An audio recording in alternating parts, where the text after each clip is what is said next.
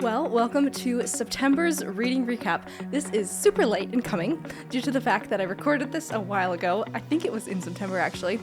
And then I didn't get around to actually editing it for a little while. And then when I did go to edit it, I discovered that the footage was all blurred and it never focused on my face. So that was really fun. So I am re-recording this and I'm going to share with you all the books that I've read in September. September was just a super crazy month with the ACAFW conference starting it off, which was such a fun time getting to meet so many different authors and pitch.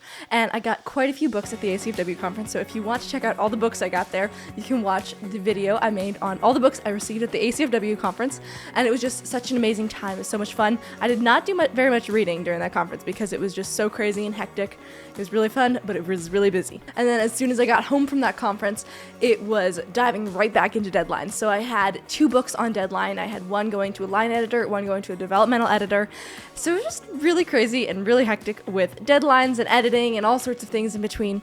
So I didn't read quite as much as I usually do, but it was fun just to get a little bit of reading in on downtime, just to kind of refresh the creative well. So the first book I read in September was actually a book that I got at the ACAFW conference called Meet Me at the Starlight. So this is actually a very brand new release from this author.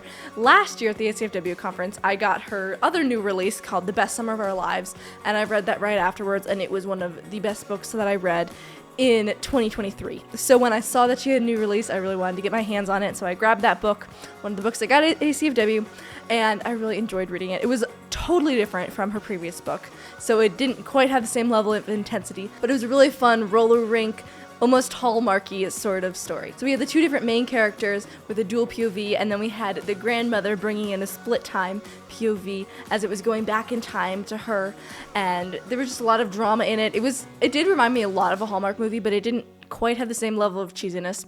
It was a little bit predictable, but it had another layer to it, so there was a layer of mystery woven in, which kind of kept it from feeling too predictable and too simple. But I really enjoyed the story. It was a fun, light read. After that, I read another new release. I'm kind of realizing, looking at the stack of books in front of me, that all of these are actually pretty new releases.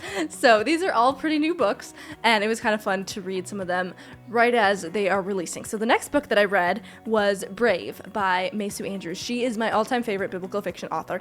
So I have read, I think, every single book she's ever written, and I've really enjoyed reading all of her books. So she just started a brand new series called King David's Brides, which is an interesting look on all the different women that David married and trying to go deeper into their stories. So this was the first one she wrote in that series about a dagger-wielding Canaanite woman named Ahinoam.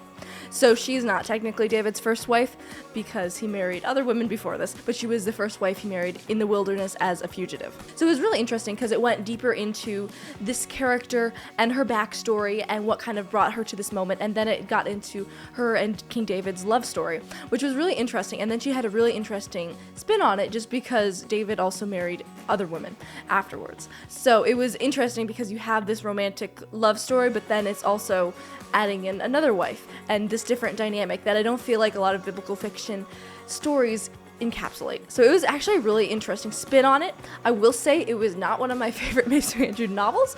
I feel like there just wasn't quite the same level of intensity as there usually is, and the plot just wasn't quite as fast-paced and intense. It was very immersive, and she did a great job researching it, and there was just a lot to the story. It just didn't feel quite as exciting and like edge-of-your-seat exciting. I feel like usually with her novels, I'm flipping pages and I'm just reading them so fast, so I highly recommend most of her novels. But with this one, it felt a little bit slower, and I think it was supposed to. It's more of a slower-paced, a bit of a slower romance to the story. So I'm excited to see about the next book as she's going into a novel called Noble. So this was Brave by Maysu Andrews, the second book I read in September. And then after that, I went into another brand new release, totally different time period. So we had a contemporary and Depression era story, and then we went into biblical fiction with King David, and now we re-entered World War II with All We Thought We Knew. So this was another new release, and I got to read it a little bit before it released, and then I got to share a little bit about it on social media, and it was a really fun read. It took place in Tennessee, which kind of drew me in, especially because as I was reading it, it was talking about the Tennessee mountains, and I happened to be in the Tennessee mountains at that point. I picked up this book, and I feel like like I was genuinely hooked from page one. She's just such a great writer, and she weaves the story together, and it was just super exciting, and it just sucked me right into the story. I really wanted to figure out what happened.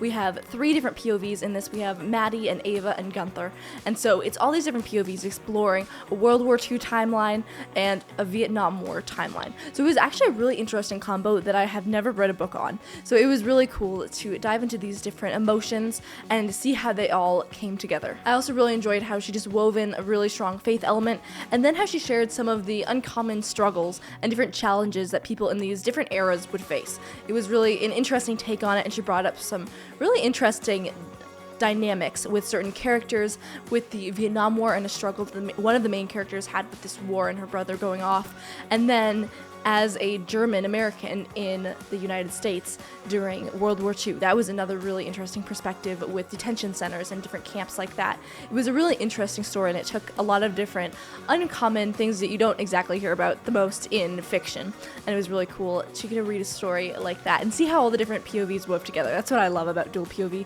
This had 3 POVs, so it wasn't exactly a dual POV, but it's really fun when there's just so many different POVs, because you know that they weave together in some way, and so it's kind of a mystery trying to discover how they all flow together. And so these were all 3 books that I read this month. September was really crazy, so there was a lot less time to read, but it was fun to read some very different novels. None of them are in the same era as the books that I've been working on, so it's kind of a nice refresher to kind of get to do something different for a little while. So these are all the books that I read this month. I would love to hear about the books that you read recently, so if you have any good books that you read recently or any book recommendations, I would love to hear them. You can drop a comment below, and I would love to chat. Anyways, I hope to see you again soon, and thank you so much for watching.